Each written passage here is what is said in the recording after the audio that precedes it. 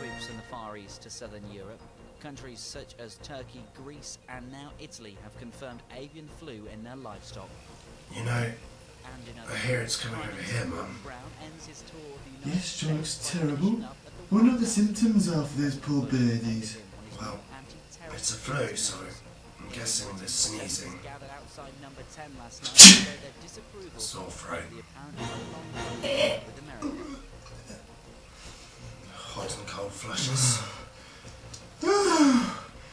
That's not nice. What else?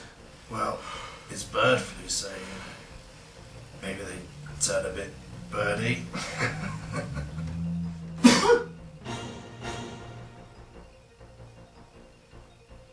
No, I've got that. What?